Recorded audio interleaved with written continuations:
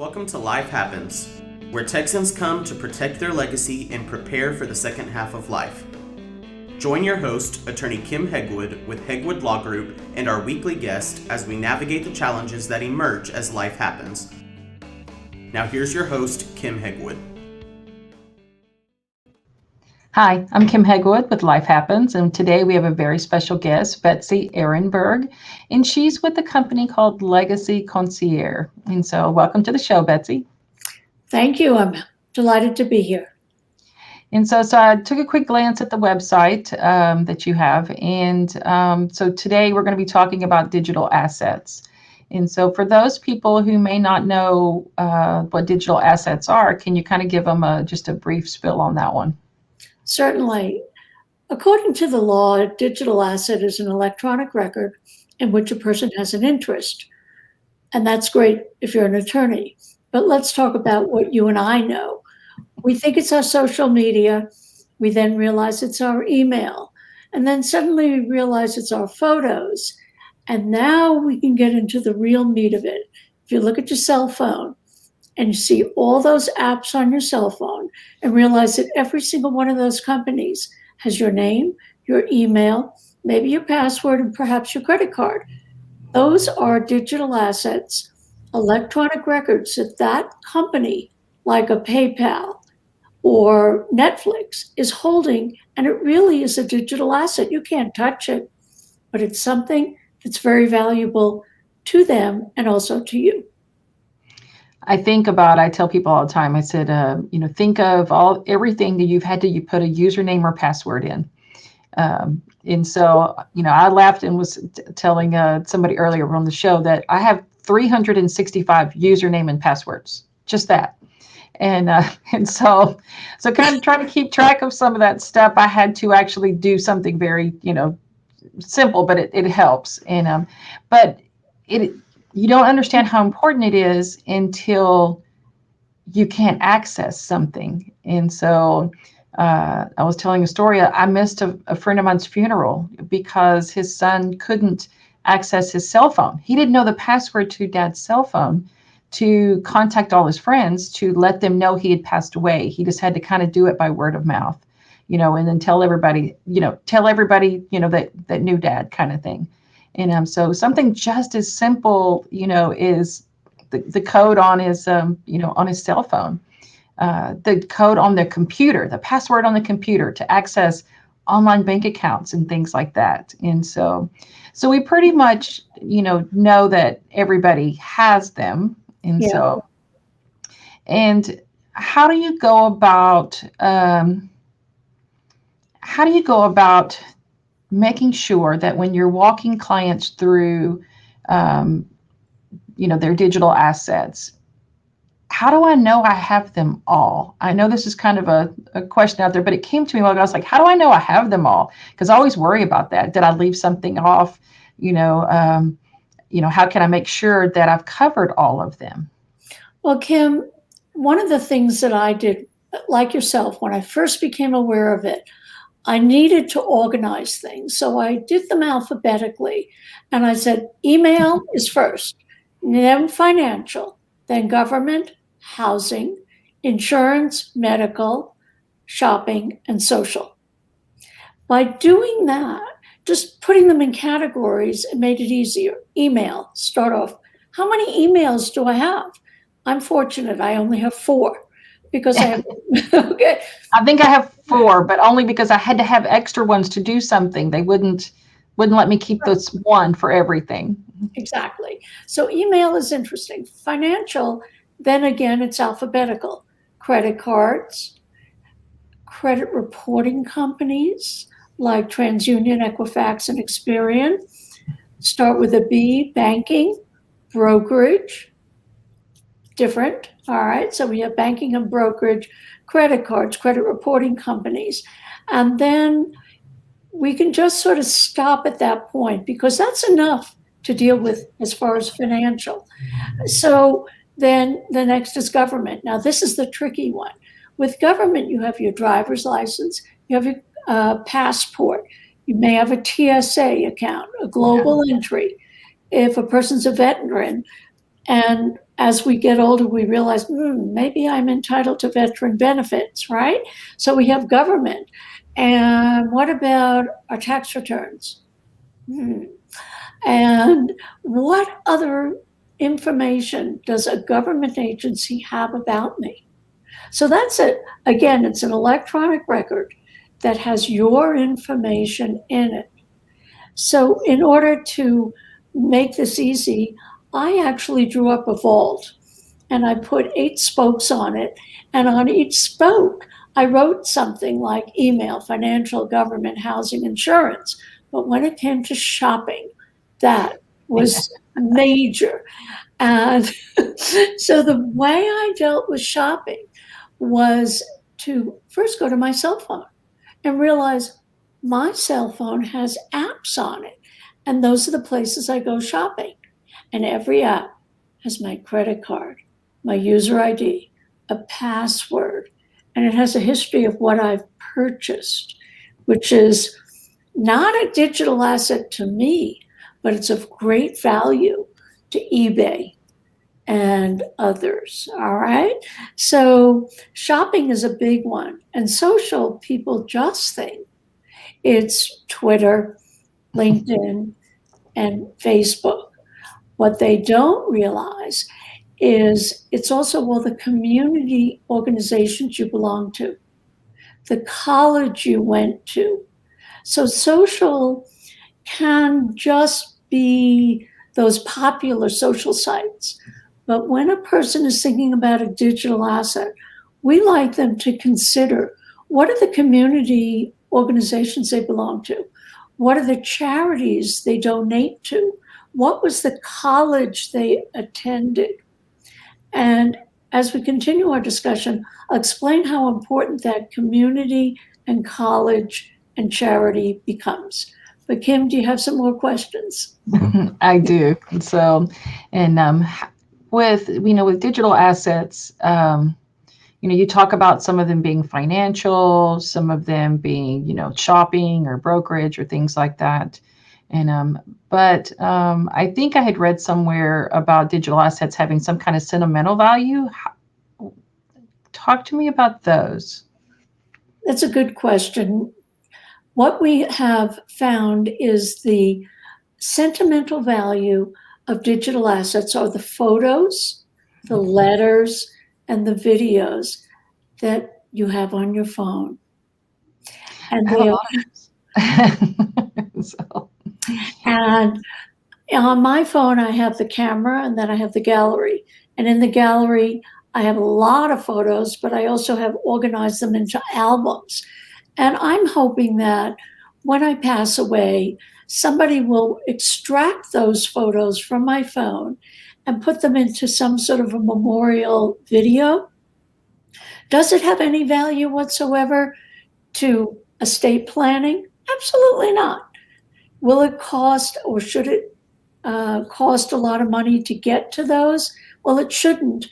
If you plan ahead and explain to somebody that your phone has a lot of videos, emails have sentimental value as well. And your contact lists, well, people look at the contact list and say, oh, those are all the people that send me emails and I send emails too. When a person passes away, the successor or a family member will want to send a sad news message to everybody. And while the contact list doesn't have sentimental value, it can be used at a later date. So I look at those sentimental value issues in one way, which is what I've described, but another way goes back to the community and the colleges and the charities. I worked on a case about a year ago where the daughter called and said, I keep getting letters and emails and magazines addressed to my mother. How do I make them stop? And what I said, use your camera, take pictures of all the envelopes and the labels on the magazines, and electronically we can notify every one of those organizations to stop contacting the family. They don't want to get magazines addressed. They don't want to have a lovely letter saying, thank you for your wonderful donation. How much will you give this year? Well, that is not what this family wants to hear. Is it a financial issue? It could become a financial issue, but it's really a sentimental issue to the family. And you want to be able to stop those from happening. So that's a digital asset, an electronic record that is being held by a college, a charity, or community organization. And you want those to go away. And you should make arrangements so they do so. Kim? So besides my family, who cares about my digital assets? Well, the fraudster cares about it. Yes. The fraudster reads an obituary, immediately goes to social media and sees if that decedent had an account, picks up the picture, creates a second social media account with the same name that the fraudster has control over, scrapes the web, now has in fact gotten a picture of the person and a social security number, and now applies for credit. So the social media entree, if you will, is very valuable to a fraudster who wants to impersonate the decedent. And over 13% of all deaths result in identity theft, where the fraudster impersonates the decedent, opens up financial accounts, charges money, and eventually the banking institution will in fact forgive the charges, but it takes a lot of time and energy. Who else cares about the digital assets? How about the electronic tax returns? In the olden days, when a person passed away, the family would go to the mailbox, they would go to the file cabinet, and they would go and look for copies of tax returns. Well, while that search still goes on, it goes on in a different way. The photos are on your phone, or they're in an album up in the cloud. The file folders are in fact on your desktop as well. The tax returns are electronic, and as an attorney, you know you can request copies of those tax returns. What we found out is you can get the tax returns in two different formats. One format is an actual image of what the tax return looked like. The other format you can get is just a whole bunch of electronic records with key pieces of information. And with the right translation tool, you can figure out everything that the tax return on the paper looked like without having to read through pages and pages. Do you do that in your practice? Get the electronic version? We don't normally need to access tax returns. Sometimes when clients are trying to figure out where the assets are, because we find that happens a lot. They have no idea what mom and dad had. We will ask, pull mom and dad's last tax return. So if you can find it at the house, that's great. And most people can find it because people tend to keep those records, supposed to keep them for 7 years anyway. So a lot of times you can flip through a tax return just to see, did a company send me a 1099? Right. So those are important as far as trying to help families locate assets. But I'm fortunate that we don't have to inquire a lot about tax returns. So that part of it, I'm glad. We try to avoid doing everything we can to have information that somebody could use down the road. So that's good.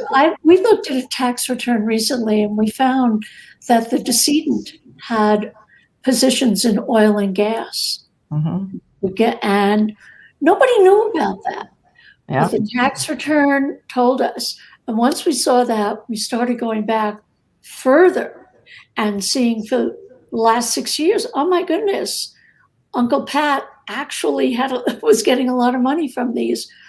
Who was going to notify that company that Uncle Pat had passed? Would checks continue to be distributed?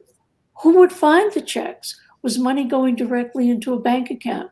Is it a bank account we knew about, or one that Pat just sort of hid from all of us? So who cares? Your question is good. Who cares about digital assets? The answer is the family.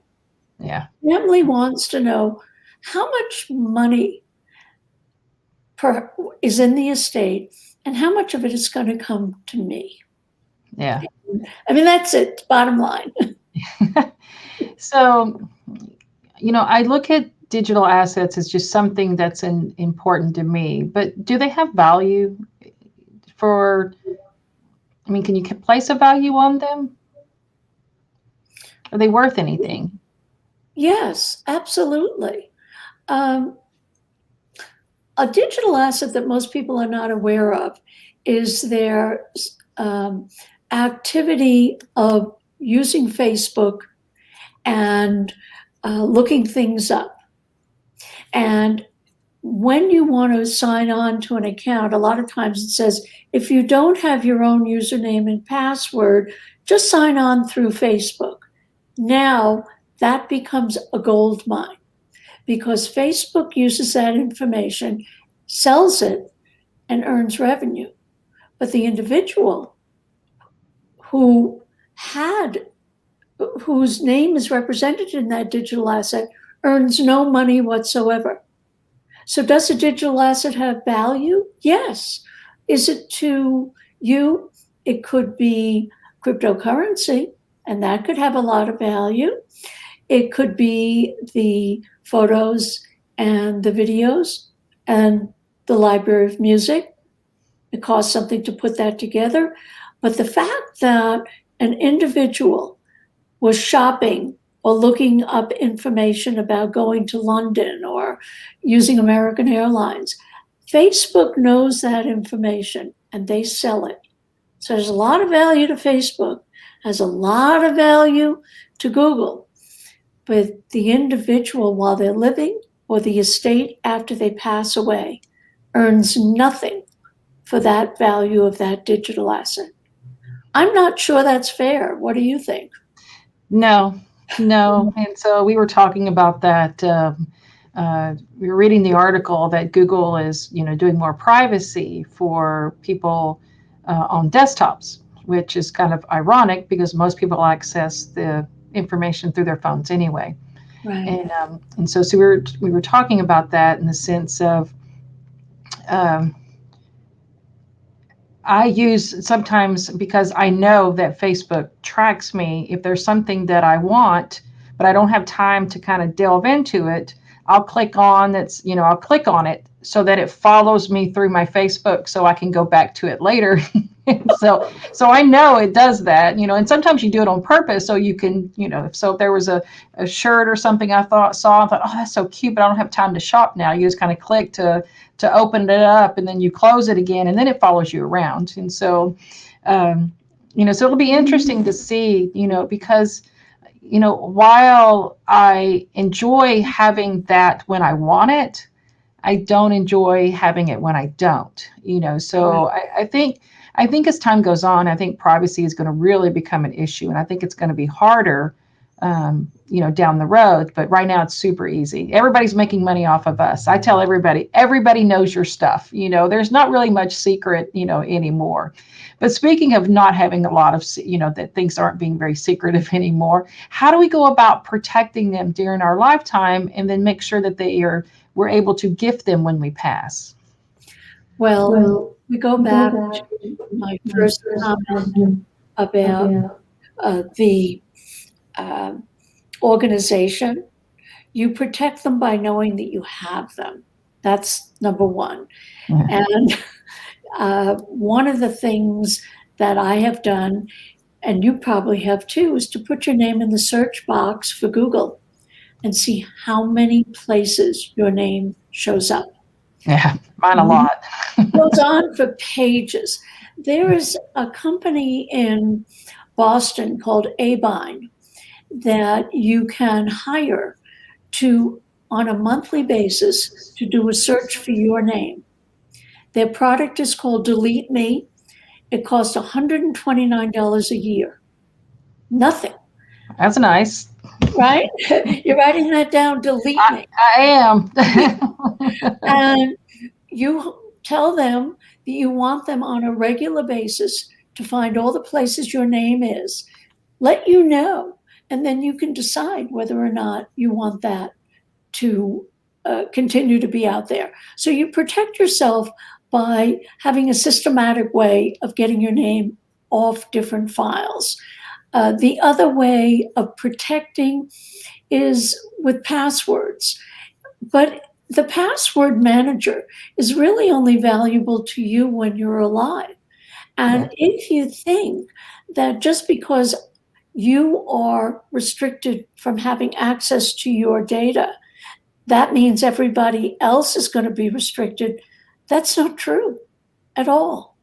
We know that insurance companies sell our information. We know banks sell our information. When you think about your credit card, the credit card isn't owned by Visa or MasterCard. The credit card is issued by a bank. Mm-hmm. Therefore, when you open up your wallet and all that plastic comes out, and you see Southwest and American and Cooper's Union or whatever, turn it over and realize it's Chase, and Citi. And those, they have an arrangement. So they share your information with the affinity group, like the Southwest and the airlines and Costco, and they also then use it for their own purposes. And then TransUnion, Experian, and Equifax have tons of records about an individual. How can you protect them? You can notify those credit reporting companies that you do not want them to issue a credit report to anyone. You want to lock it out. Yeah. And that works only so far. I'll just say it only works so far, that that information still is somewhat available to different organizations. As an example, when you get the credit report, you get the tip of the iceberg. TransUnion has an entire glacier of information about you. And banks pay TransUnion to have access to the glacier of information. Yeah. Interesting. How can you protect your digital assets? Number one, make an inventory. Number two, let somebody else know where that inventory is and give them permission to look at that inventory. Another way of protecting digital assets during your lifetime is to get a credit protection company like LifeLock or ID theft monitoring the activity. But if you look at LifeLock, and it's a great service, it says, as of date of death, all of our protections cease. Interesting, right? Right. Did not know that. Yeah, it's not a secret. You just go on their site and says, what happens to your service after I pass away, or after a person passes away? And it's very clear. We are sorry for your loss. Our service ceases as of date of death. The most vulnerable time for the financial security and the picture of an individual ceases as of date of death. Yeah, and a lot of the fraud and everything occurs right afterwards, and so that's a shame. It's a difficult thing. Can you gift your digital assets? I'm not an attorney, so I don't have the answer to that question. You'll have to tell people that. In fact, in going into this field of protecting digital assets and knowing what they were, I had to speak to so many attorneys. After a while, I got the lingo correct. And people would say, "Where do you practice?" I say, "Stop."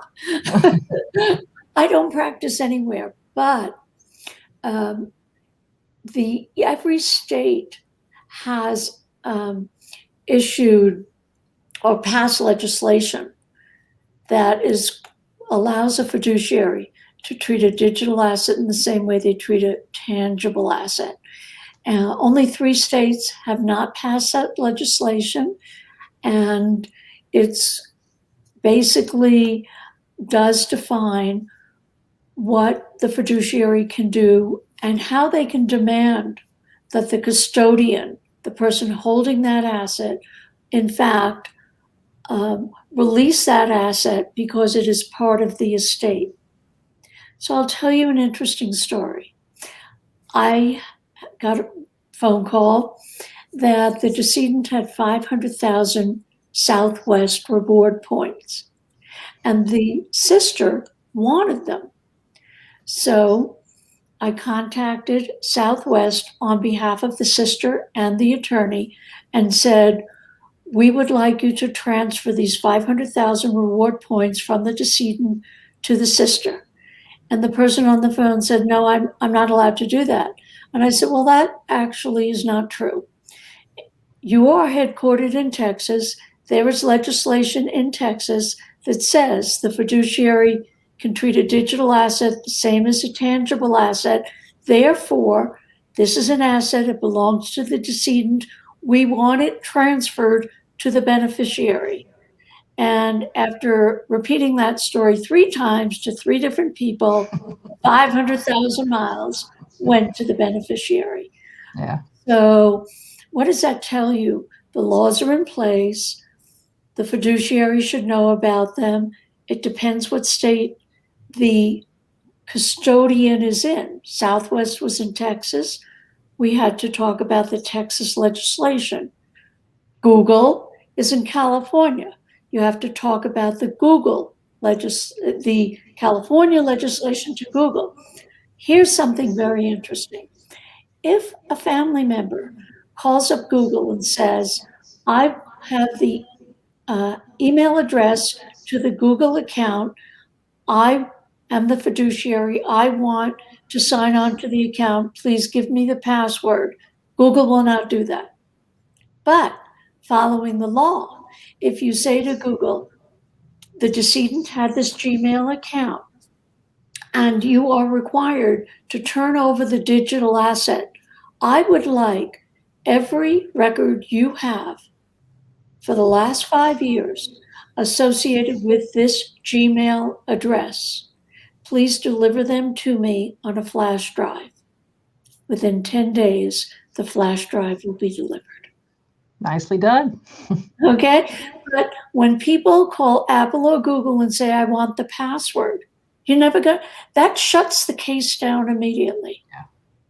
And it's interesting to do that. And it's helpful because, as you know, there can be money in the Google Wallet. There can be money in the Apple Pay. PayPal has its headquarters in California. Same thing. You don't want to get onto the account. You want the asset to be transferred to the named beneficiary. Talking about it that way accomplishes what you want, which is control of the digital asset, the cryptocurrency, those kind of things. But a fiduciary cannot impersonate the user. They have to say who they are. Yeah. Perfect. And so, Betsy, how does someone find you? So if they want help with their digital assets, tell our listeners how they find you. Well, on the screen, you can see my email address, but I'll tell you it's my name, Betsy, Betsy, at legacy-concierge.com. And one can visit the website, which is also shown. But if you really want to get a hold of me, just use my cell phone. And if I'm not there, it'll take a message and I'll get back to you probably within about 2 hours. And that number is 650-380-0688. That's correct. Right from Silicon Valley. All right. Thanks, Betsy. This has been really informative. So I'm super glad you were on the show today. And I look forward to seeing you soon. Thank you so much. My pleasure. Bye now. Bye-bye.